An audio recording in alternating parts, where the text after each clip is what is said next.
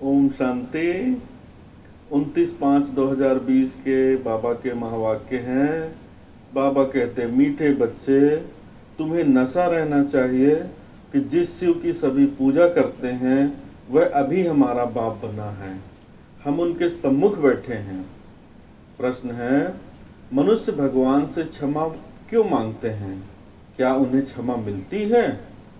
उत्तर है, मनुष्य समझते हैं हमने जो पाप कर्म किए हैं उसकी सजा भगवान धर्मराज से दिलाएंगे, इसलिए क्षमा मांगते हैं। लेकिन उन्हें अपने कर्मों की सजा कर्म भोग के रूप में भोगनी ही पड़ती। भगवान उन्हें कोई दवाई नहीं देता। गर्भ जेल में भी सजाएं भोगनी है। साक्षात्कार होता है कि तुमने यह किया, ईश्वरी डायरेक्शन पर नहीं चले हो, इसलिए यह सजा है।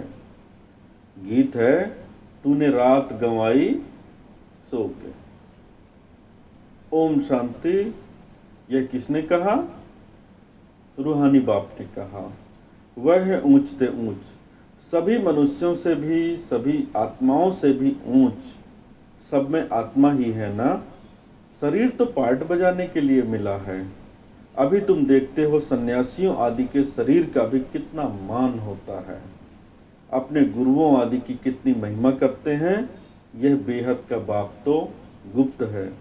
तुम बच्चे समझते हो शिव बाबा ऊंचते ऊंच है, उनसे ऊंच कोई है नहीं। धर्मराज भी उनके साथ है, क्योंकि भक्ति मार्ग में क्षमा मांगते हैं, हे भगवान क्षमा करना। अब भगवान क्या करेंगे?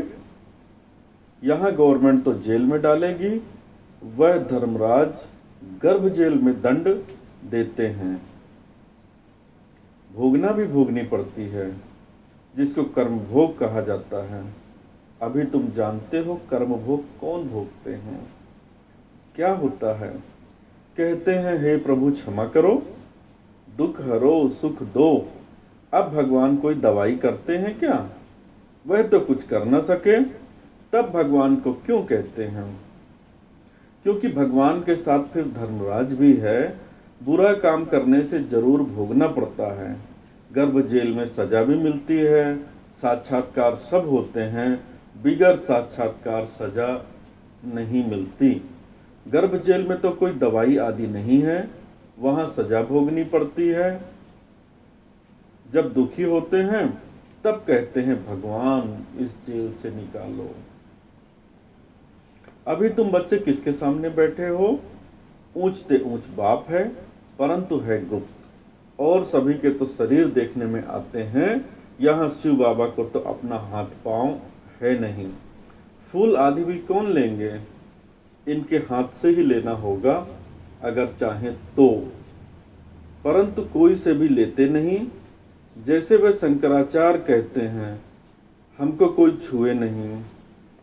तो बाप कहते हैं, हम पतितों का कुछ भी कैसे लेंगे? हमको फूल आदि की भी दरकार नहीं। भक्ति मार्ग में सोमनाथ आदि के मंदिर बनाते हैं, फूल चढ़ाते हैं, परंतु मुझे तो शरीर है नहीं। आत्मा को कोई छुएगा कैसे? कहते हैं, हम पतितों से फूल कैसे लेवें?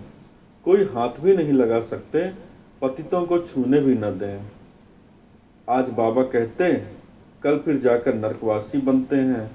ऐसे को तो देखे भी नहीं। बाप कहते हैं, मैं तो ऊंचते ऊंच हूं।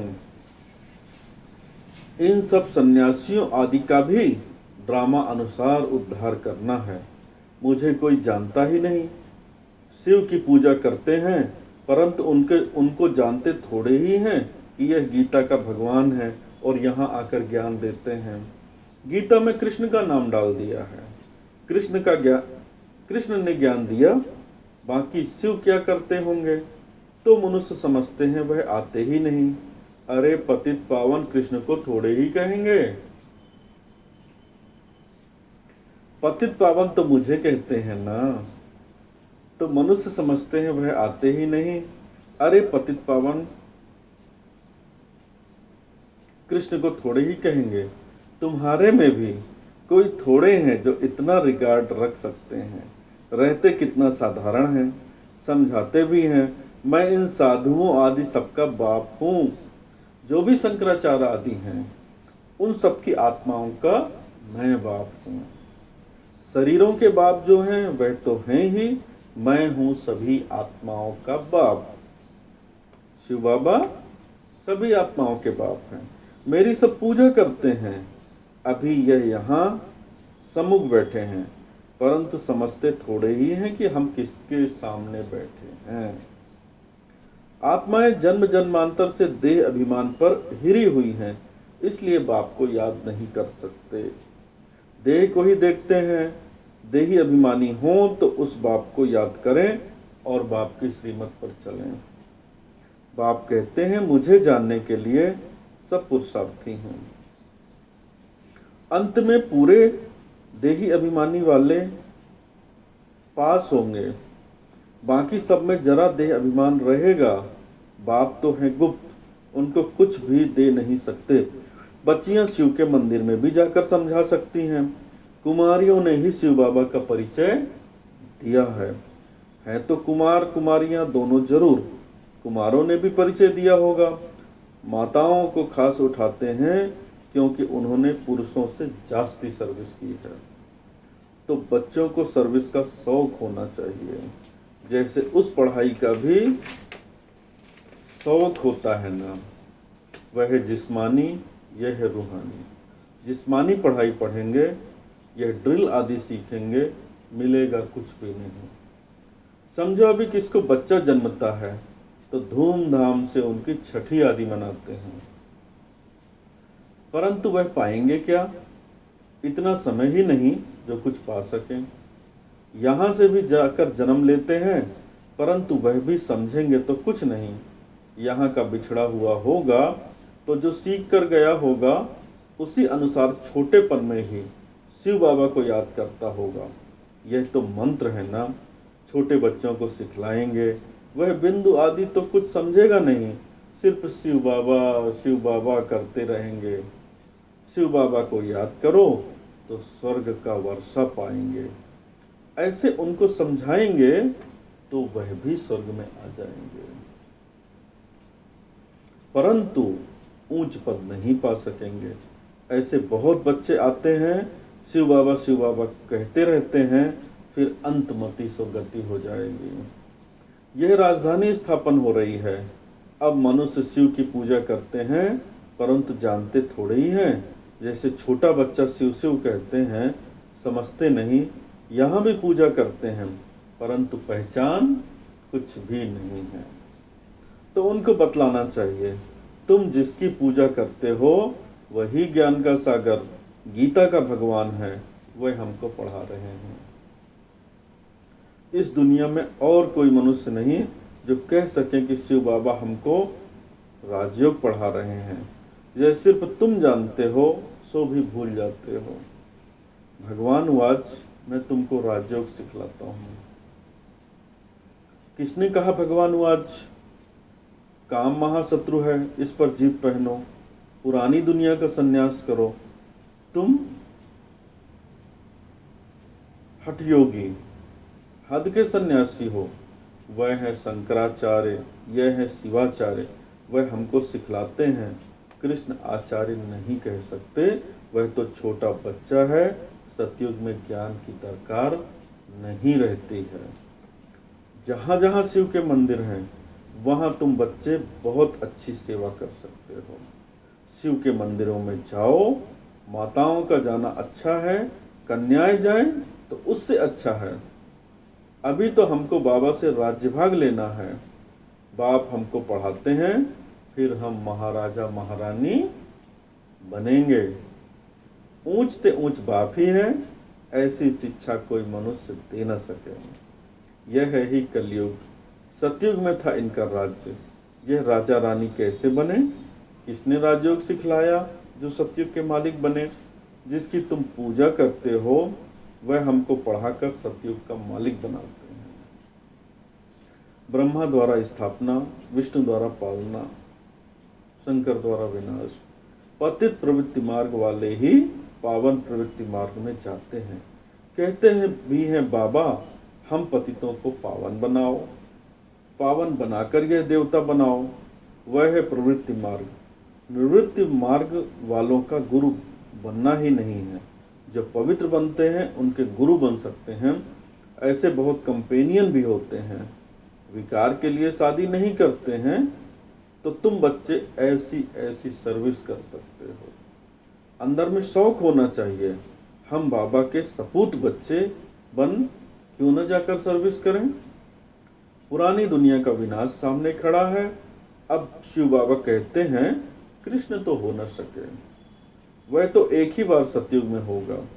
दूसरे जन्म में वही फीचर्स, वही नाम थोड़े ही होंगे। 84 जन्म में 84 फीचर्स। कृष्ण यह ज्ञान किसको सिखला न सके, वह कृष्ण कैसे यहाँ आएंगे। अभी तुम इन बातों को समझते हो। आधा कल्प अच्छे जन्म होते हैं, फिर रावण राज्य शुरू होता है। मनुष्य हूबहू जैसे जानवर मिसल बन जाते हैं, एक दो में लड़ते झगड़ते रहते हैं। तो रावण का जन्म हुआ ना, बाकी 84 लाख जन्म तो है नहीं। इतनी वैरायटी है, जन्म थोड़े ही इतने लेते हैं। तो यह बाप बैठ समझाते हैं, वह है ऊंचते ऊंच भगवान, वह पढ़ाते हैं। नेक्स्ट में फिर यह भी तो है ना, नहीं पढ़ेंगे तो किसी के पास जाकर दास दासियां बनेंगे। क्या शिव बाबा के पास दास दासियां बनेंगे? बनेंगे शिव बाबा के पास? बाप तो समझाते हैं, पढ़ते नहीं हो तो जाकर सतयुग में दास दासियां बनेंगे। जो कुछ भी सर्विस नहीं करते, खाया पिया और सोया, वह क्या बनेंगे? बुद्धि में आता तो है ना, क्या बनेंगे? हम तो महाराजा बनेंगे, हमारे सामने भी नहीं आएंगे। खुद भी समझते हैं ऐसे हम बनेंगे, परंतु फिर भी शर्म कहाँ है। हम अपनी उन्नति कर कुछ पा ले, वे समझते ही नहीं। तब बाबा कहते हैं ऐसे मत समझो, ये ब्रह्मा कहते हैं, हमेशा शिव बाबा के लिए समझो। शिव बाबा का तो रिगार्ड रखना है ना, उनके साथ फिर धर्मराज भी है, नहीं तो धर्मराज के डंडे भी बहुत खाएंगे। कुमारियों को तो बहुत होशियार होना चाहिए। ऐसे थोड़े ही यहाँ सुना, बाहर गए तो खलास। भक्ति मार्ग की कितनी सामग्री है। अब बाप कहते हैं विष छोड़ो, स्वर्गवासी बनो, ऐसे ऐसे स्लोगन बनाओ, बहादुर शेरनिया बनो। बेहद का बाप मिला है, फिर क्या परवाह। गवर्नमेंट धर्म को ही नहीं मानती है तो वह फिर मनुष्य से देवता बनने कैसे आएंगे। वह कहते हैं हम कोई भी धर्म को नहीं मानते, सबको हम एक समझते हैं, फिर लड़ते झगड़ते क्यों हैं। झूठ तो झूठ, सच की रत्ती भी नहीं है। पहले पहले ईश्वर सर्वव्यापी से ही झूठ शुरू होती है। सबसे पहला झूठ कौन सा बोला कि ईश्वर सर्वव्यापी है, वहीं से झूठ की शुरुआत हो गई। हिंदू धर्म तो कोई है नहीं, क्रिश्चियन का अपना धर्म चला आता है, वह अपने को बदलते नहीं हैं। यह एक ही धर्म है जो अपने धर्म को बदल हिंदू कह देते हैं और फिर नाम कैसे कैसे रखते हैं, श्री श्री फलाने, अर्थात अभी श्री अर्थात श्रेष्ठ हैं कहाँ, श्रीमत भी किसी की नहीं। यह तो उन्हों की आयरन एजेड मत है, उनको श्रीमत कैसे कह सकते हैं। अभी तुम कुमारियां खड़ी हो जाओ तो कोई को भी समझा सकती हो, परंतु योग युक्त अच्छी होशियार बच्ची चाहिए, बच्चियां चाहिए। अच्छा के बाद क्या बोलते हैं बाबा, मीठे मीठे सिखिलते बच्चों प्रति माता पिता बाप दादा का याद प्यार और गुड मॉर्निंग। रूहानी बाप की रूहानी बच्चों को नमस्ते। हम रूहानी बच्चों की रूहानी माता पिता बाप दादा को याद प्यार गुड मॉर्निंग और नमस्ते नमस्ते नमस्ते। शुक्रिया बाबा, थैंक्स। धारणा के लिए मुख्य सार, पहला, अपनी उन्नति करने के लिए बाप की सर्विस में तत्पर रहना है। सिर्फ खाना पीना सोना यह पद गंवाना है। दूसरा है बाप का और पढ़ाई का रिगार्ड रखना है। देही अभिमानी बनने का पूरा पूरा पुरुषार्थ करना है। बाप की शिक्षाओं को धारण कर सपूत बच्चा बनना है। वरदान है स्वयं को विश्व सेवा प्रति अर्पित कर माया को दासी बनाने वाले सहज संपन्न भव। विस्तार है वरदान का। अब अपना समय, सर्व प्राप्तियां, ज्ञान, गुण और शक्तियां विश्व की सेवा अर्थ समर्पित करो। जो संकल्प उठता है चेक करो कि विश्व सेवा प्रति है। ऐसे सेवा प्रति अर्पण होने से स्वयं सहज संपन्न हो जाएंगे। सेवा की लगन में छोटे बड़े पेपर्स या परीक्षाएं स्वतः समर्पण हो जाएंगी। फिर माया से घबराएंगे नहीं, सदा विजयी बनने की खुशी में नाचते रहेंगे। माया को अपनी दासी अनुभव करेंगे। स्वयं सेवा में सरेंडर होंगे तो माया स्वतः सरेंडर हो जाएगी।